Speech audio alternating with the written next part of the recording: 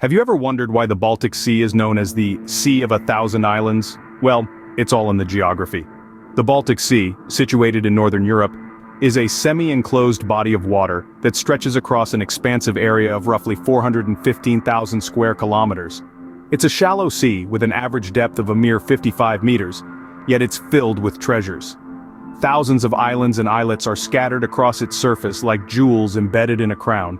For example, the Stockholm archipelago in Sweden, a mesmerizing cluster of over 30,000 islands, skerries and rocks, and the Finnish archipelago sea, with its diverse range of habitats from rocky outcrops to sandy beaches. These archipelagos, along with numerous others, contribute to the Baltic Sea's reputation as a sea of countless islands. Indeed, the geography of the Baltic Sea is as diverse as the countries that border it. What if I told you that the waters of the Baltic Sea aren't like most seas? Now that's a statement to ponder upon, isn't it? Let's dive a little deeper.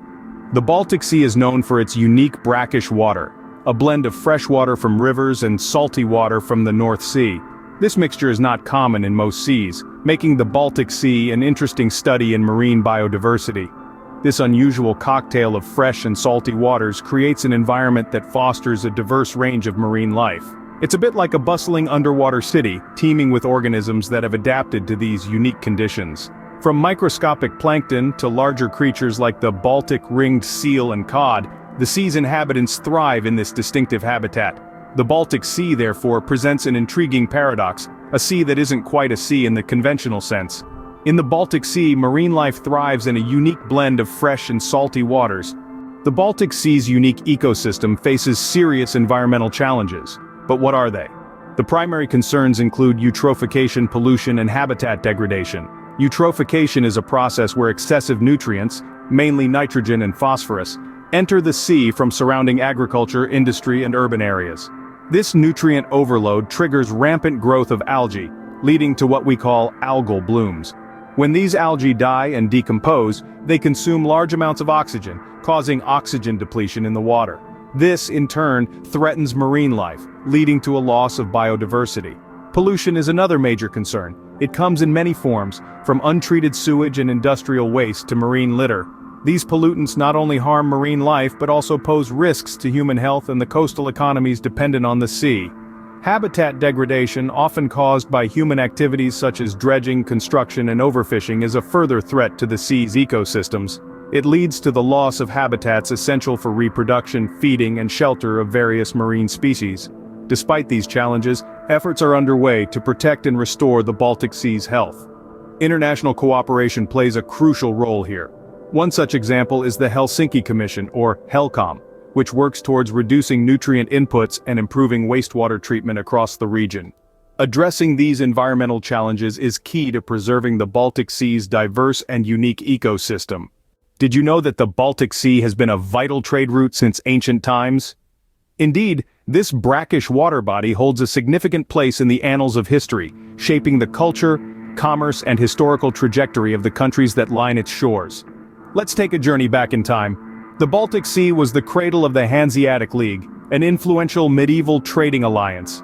This confederation of merchant guilds and market towns, which flourished from the 12th to the 17th century, hinged its prosperity on the maritime trade that bustled through the Baltic Sea. Cities like Lübeck, Hamburg, and Gdansk thrived, their coffers swelling from the vibrant commerce that flowed through their ports. The sea was not just a body of water, it was an artery of wealth and influence, connecting the Baltic region with the rest of Europe. But the sea's historical significance is not just about commerce. It was also a hub of cultural exchange, a crossroads where ideas, traditions, and innovations met and merged. The waves carried more than just goods, they also brought stories, philosophies, and arts from distant lands, enriching the tapestry of cultures along the Baltic shores. From ancient times to now, the Baltic Sea has remained a hub of cultural exchange and economic activity, its waters bearing witness to the ebb and flow of history. This sea, seemingly tranquil, is a silent storyteller, whispering tales of civilizations past, present, and yet to come. The Baltic Sea continues to play a significant role in today's world. But how exactly? Well, for starters, it is a major artery for maritime transport. This sprawling body of water serves as a lifeline of commerce, facilitating trade between northern European countries and the rest of the world. Major ports such as Stockholm, Helsinki, Gdansk, and St. Petersburg act as bustling hubs, teeming with shipping vessels, container traffic, and passenger ferries. These ports are not just points on a map, they are dynamic spaces where goods are exchanged, cultures meet, and economies thrive. The Baltic Sea's influence, however, extends beyond the realm of commerce. Its coastline, dotted with sandy beaches and picturesque landscapes, draws in tourists from all corners of the globe. The sea's serene waters, and the charming coastal towns that line its shores, offer a captivating blend of natural beauty and cultural richness. What's more, the Baltic Sea is a haven for outdoor enthusiasts. From sailing and boating to fishing and beach-going, there's a smorgasbord of recreational activities to choose from. Each summer, the sea transforms into a playground for both locals and tourists alike, providing a much-needed escape from the hustle and bustle of city life. But the story of the Baltic Sea is not just about trade and tourism. It's also about the communities that call this region home. For them, the sea is more than just a body of water. It's a source of livelihood, a place of heritage, and a space for recreation. Their lives are intrinsically linked to the sea, and their well-being depends on its health and sustainability. Despite the challenges it faces, the Baltic Sea continues to be a symbol of resilience and a testament to the enduring relationship between humans and nature. Its waters hold stories of the past, lessons for the present, and hopes for the future.